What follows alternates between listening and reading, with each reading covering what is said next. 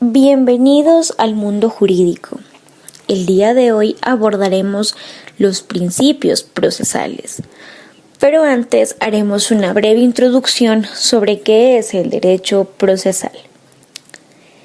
El derecho procesal es el que rige justamente los procesos. Cuando iniciamos distintos tipos de procesos, existe un tipo de derecho que tiene formalidades, leyes o directrices que hay que seguir en cada tipo de proceso. Eso es el derecho procesal.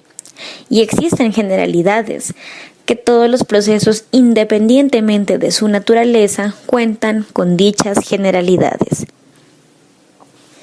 El derecho procesal general tiene unos principios que vamos a explicar a continuación. Dichos principios se encuentran en el Código General del Proceso.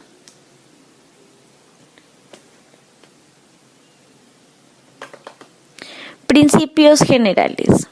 Los principios generales de derecho procesal son los fundamentos de derecho procesal, que establecen los parámetros sobre los cuales deben regirse los sujetos procesales y que permiten la correcta aplicación de las normas procesales, con el fin de obtener una convivencia armónica de los seres humanos y garantizar la aplicación de la ley a un caso concreto. En este momento damos inicio a la explicación de cada uno de los principios procesales y sus respectivos ejemplos. Artículo 8, 78 y 82. Dispositivo inquisitivo. El proceso dispositivo es el que asigna a las partes y no al juez la iniciativa, el ejercicio y el poder de renunciar al proceso y a los actos que lo integran. En el inquisitivo, en cambio, es el órgano jurisdiccional que tiene esos poderes. Él es quien debe actuar por sí o investigar. Ejemplo, en el proceso, la parte interesada debe alegar la excepción de prescripción, ya que no puede ser decretada de oficio por el juez. Artículos 42, 43, 44 y 281. Congruencia. El principio de la congruencia se erige como una verdadera garantía del derecho fundamental al debido proceso en el proceso judicial, en el sentido que al juez de la causa solo le resulta permitido emitir pronunciamiento con base en lo pretendido, lo probado y lo excepcionado dentro del mismo, sin que sea dable dictar sentencias por fuera o por más de lo pedido. Y en caso de omitir pronunciarse sobre solicitado como pretensión, tiene el deber de explicar de forma clara las razones de tal omisión. Ejemplo, en un proceso de filiación extramatrimonial, no puede definirse a través proferirse una sentencia de nulidad de matrimonio.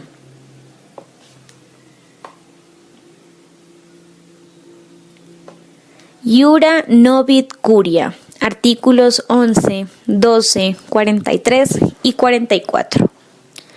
Iura novit curia, traducido como el juez conoce el derecho, le permite a un juez determinar el derecho aplicable a una controversia sin consideración a las normas invocadas por las partes. El origen de este principio puede rastrearse hasta la antigua Grecia, en donde Aristóteles era reconocido como uno de sus principales exponentes. En su célebre obra retórica, Aristóteles abogaba por un rol limitado para los litigantes, que se restringiera a identificar los hechos relevantes a un caso, al tiempo que favorecía el reconocimiento de poderes amplios para los jueces, que les permitieran pronunciarse sobre la importancia y justicia de los hechos, sin estar condicionados por las alegaciones de los apoderados de las partes. Ejemplo, en un proceso por verbal, se dice por el litigante que se regirá por las reglas propias del proceso de jurisdicción voluntaria. El juez debe tramitarlo a aves del proceso verbal, sin tener en cuenta lo que alega el litigante. Inmediación, mediación. Artículo 6º, 107 y 37 del Código. El principio de inmediación indica que el juez debe estar presente en la audiencia y dicha presencia debe ser obviamente física y no remota, además de continua. Si el juez se ausenta o de plano no acude a la audiencia, todo lo actuado es nulo de pleno derecho. De esta forma, los jueces tendrán un conocimiento más cercano del caso y no podrán emitir sus fallos con la única guía de un frío expediente y del correspondiente proyecto que les prepare algún secretario. Este principio se encuentra reforzado por la fracción segunda del apartado A del artículo 20 constitucional, que señala: segundo, toda audiencia se desarrollará en presencia del juez, sin que pueda delegar en ninguna persona el desahogo y la valoración de las pruebas, la cual deberá realizarse de manera lógica y libre. Asimismo, el principio de inmediación está previsto en el artículo 9 del Código Nacional de Procedimiento Penal. Ejemplo: el juez debe estar presente y presidir todas las audiencias para percibir directamente las pruebas. El juez no puede delegar en el secretario esta función. Las partes directamente son las que pueden conciliar en un litigio. El juez ni sus apoderados no pueden obligarlas a llegar a un arreglo. El juez puede invitarlos a esa solución sin que ello signifique prejuzgar. Gratuidad. Artículo 10º, 151 y 361 del Código. La gratuidad es en esencia la condición para hacer realidad el acceso a la justicia en condiciones de igualdad,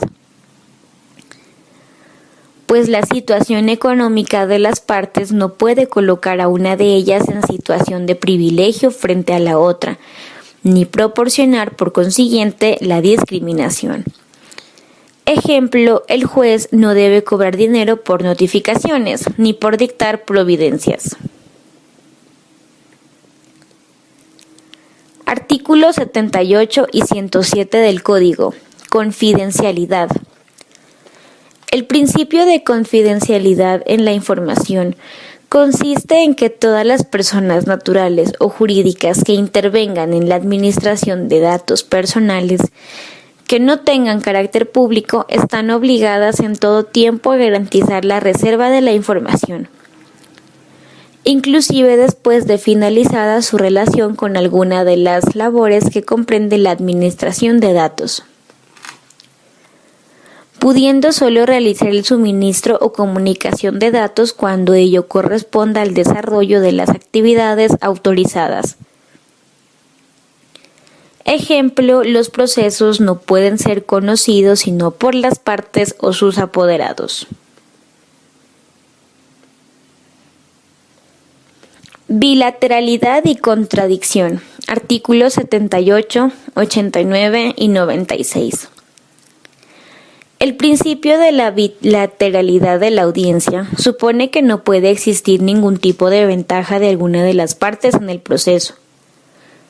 Por ello, toda actuación judicial o administrativa debe ser notificada, con lo cual se cumple con el principio de la publicidad interna del proceso, para que no existan decisiones que sean ignoradas por alguna de las partes y conocidas por otras.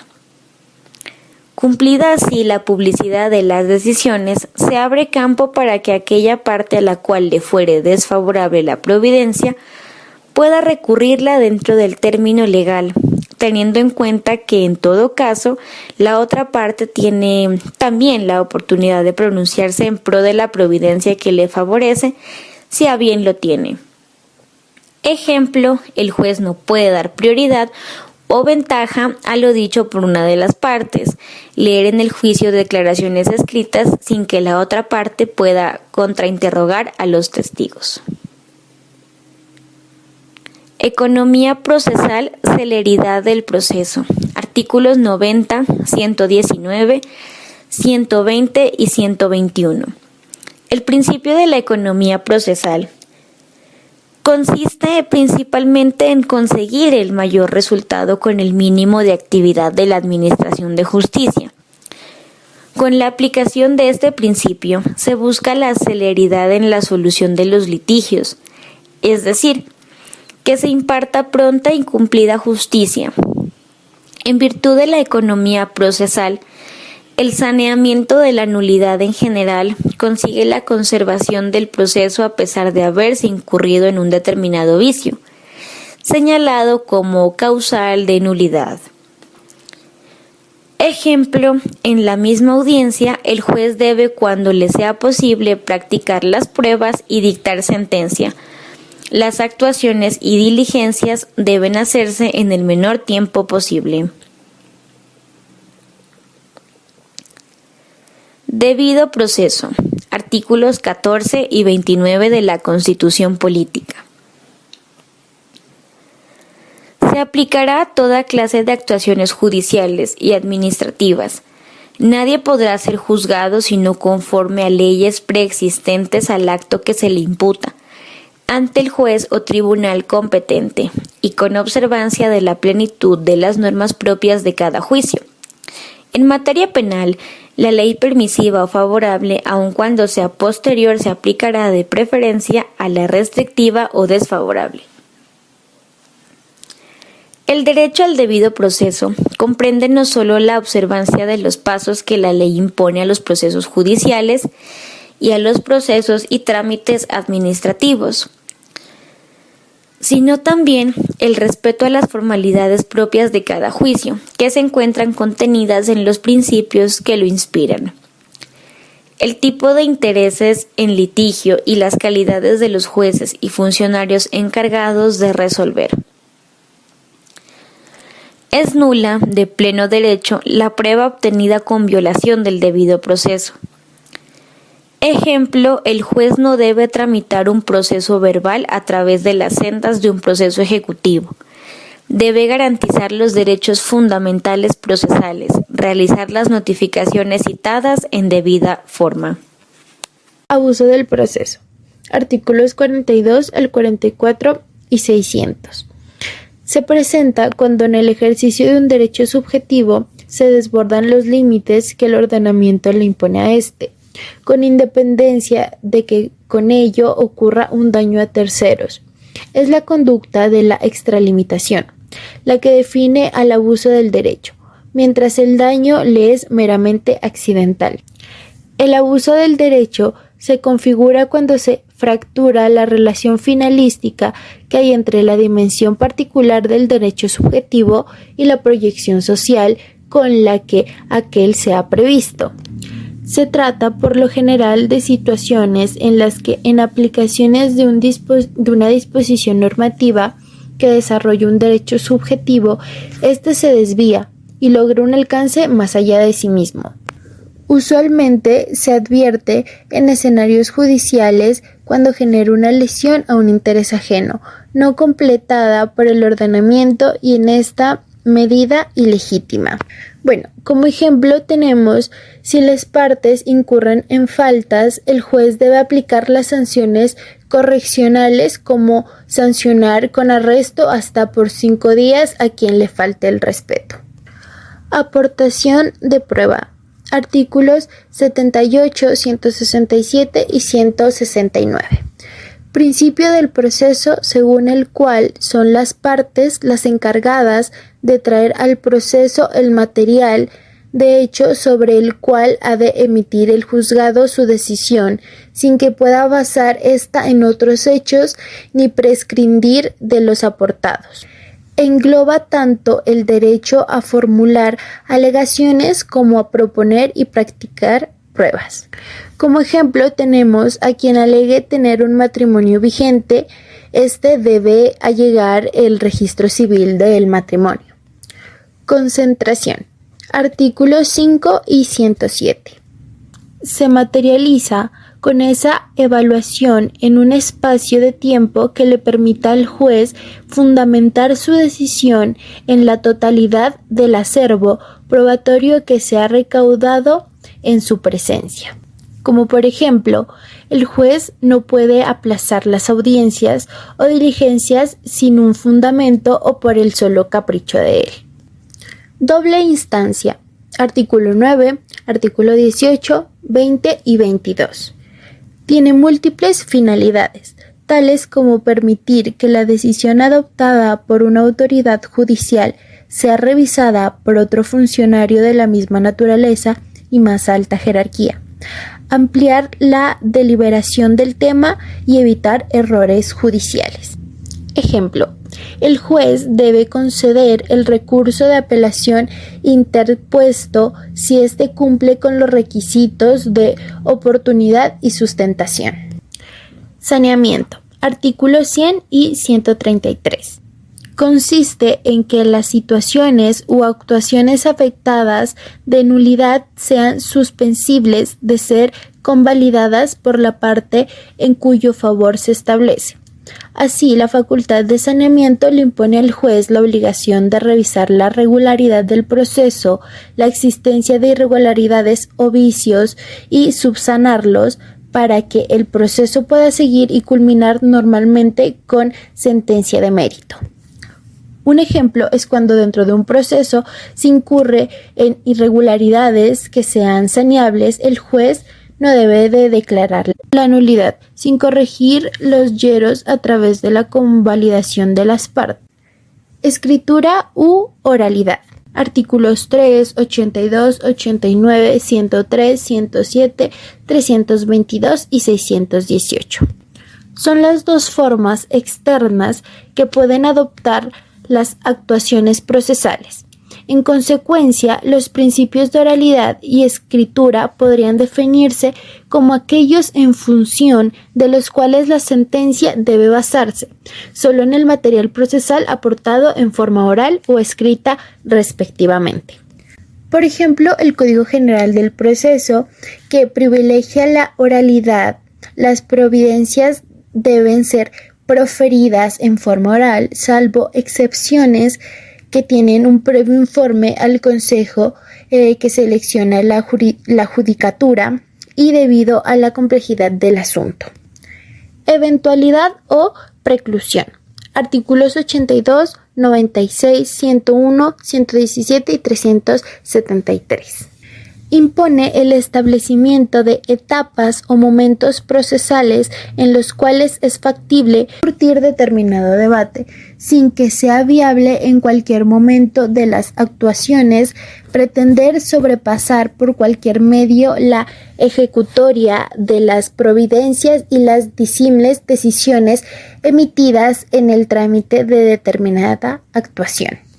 Ejemplo: las excepciones en el proceso ejecutivo deben presentarse dentro de los 3 días a través del recurso de reposición. El proceso se desarrolla por etapas. Si ya pasó el término de algún acto, no podemos devolver en el proceso. Se permite la oportunidad del que no utilizó dicho término. Igualdad de partes. Artículo 4, 42, 43 y 221. Principios procesales que implican que todos los litigantes tengan las mismas oportunidades de actuación dentro del proceso, sin que ninguno se encuentre en posición de inferioridad respecto de los demás. Por ejemplo, las partes deben ser tratadas garantizándoles un debido proceso, sin atención a su raza, condición, origen u orientación. Imparcialidad. Artículos 43, 167, 281 y 516. Es uno de los principios integradores del derecho al debido proceso que encuentra aplicación en materia disciplinaria. Este principio tiene como finalidad evitar que el juzgador sea juez y parte, así como que sea juez de la propia causa. Como ejemplo, tenemos que el juez debe tomar sus decisiones basándose en criterios objetivos, sin influencias de otra índole. Publicidad. Artículos 108, 290, 292, 293 y 295. En virtud del principio de publicidad, las autoridades darán a conocer al público y a los interesados en forma sistemática y permanente, sin que medie petición alguna, sus actos contratos y resoluciones, mediante las comunicaciones, notificaciones y publicaciones que ordene la ley, incluyendo el empleo de tecnologías. Por ejemplo, las partes deben conocer los escritos que presenten las demás partes y las providencias que profiere el juez. Muchas gracias. Este ha sido nuestro video sobre los principios procesales. Espero sea de su agrado.